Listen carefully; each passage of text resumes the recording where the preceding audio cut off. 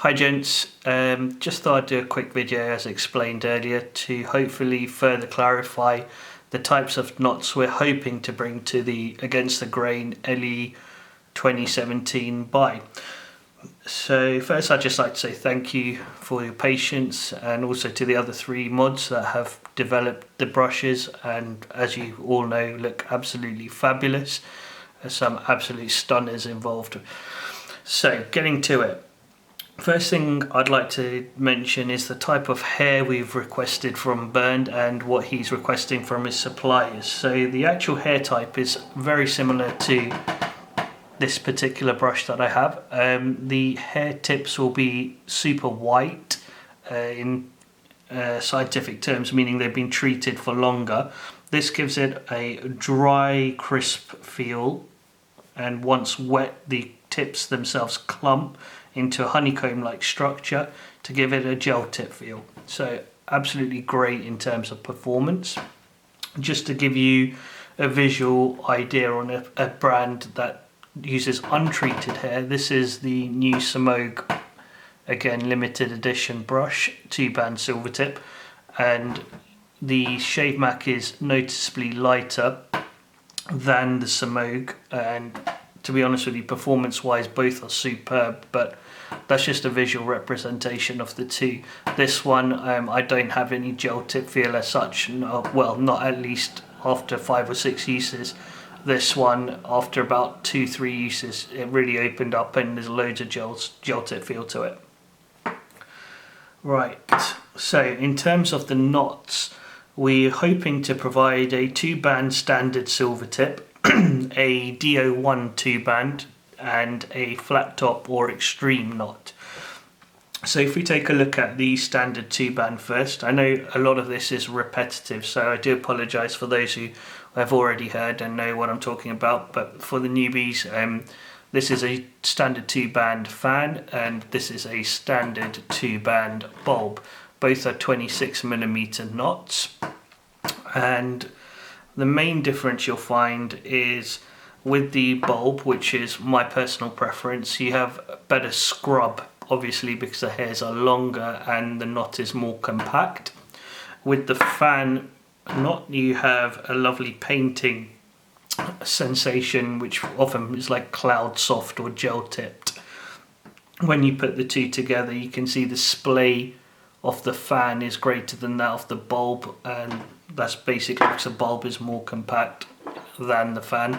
When loading, it's probably easier to load the fan because of the greater surface area than the bulb.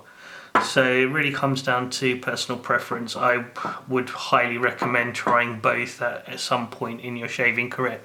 So the next knot we're going to get to is the DO1 higher density 2-band knot. Again, this is represented as either a fan or a bulb. Just to give you a clearer representation on the bulb knot, because this is a small 24, this is a standard 2-band, and again a 24mm knot. So if you have a look at the two when pushed together, you can see the DO1 is slightly stiffer than the standard, but again not by much. And this is one thing I've noticed with a good loft on a DO1 2-band knot, is that you get plenty of plush backbone without having that scritch that you can often find with the fan. With regards to the fan, well, this particular one's a 26mm. Again, if I compare it to a standard silver tip, you can see that it is more dense. It's pretty difficult to do that. And when pushed together, the standard obviously splays more than the 2-band. The 2-band fan, sorry, just going back to this took about 20 uses to really reduce any scritch, then about 30 to 40 uses to remove any noticeable signs whatsoever. It's a real worker of a brush. You can use it on a hard puck, no problem whatsoever. Most of these brushes, in fact all the ones I'm showing you today, I've used on a hard puck without issue, but this performs exceptionally well. It does give you quite a full-on face feel because of the density and the relative backbone, but again it's a brilliant brush, and it's one of those brushes that will last you a lifetime because of, you know, the build, the density, everything about it. It's a great brush. So the next knot I'm going to go on to is the flat top, or the extreme, and here you can see it in the 400 style handle. Again, I'll give you a visual visual comparison. So this is a 400 unique fan. If I put them side by side, you can see the side profile. So a lot flatter, as you would expect, on the flat top. And in terms of splay, considering the surface area of the flat top, it is quite even. One thing I've noticed about the flat top when comparing this to a DO1 fan, okay, so the white tips, which is where you primarily build your leather and paint and whatnot, is a lot thinner than that on the fan. However, you do not get any of that prickly, scratchy feel straight from the box with this flat top, which shocked me a little because of the fact that it is so close to the black shaft. I thought, yeah, you know what, that is going to be prickly, it's going to be hard, it's going to be stiff. This wasn't at all. This is a really nice massage feel.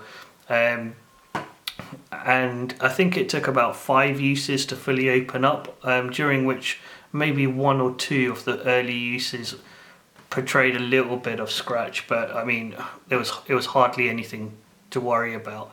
Another good feature about the flat top is when you're drying your brush, there's usually you can see a damp patch or a dark circle in the middle, and that will eventually go, and that is a good that little dark patch will eventually disappear, which is a good measure to say, yes, the brush is dry and now I can put it away. The other good thing with regards to the flat top, and a myth that I had to dispel, was that when painting, obviously that being the preferred motion, you can use the brush in circular motions. It gives a good level of backbone and scrub, but painting is its favourable option. And when painting, the lather placement is direct, surprisingly. It doesn't just uncontrollably go over the face regardless of the large surface area. It's very tactile, it's a very good brush. So it's definitely one to think about, and different to a fan, different to a bulb. Something to experience that's different, basically.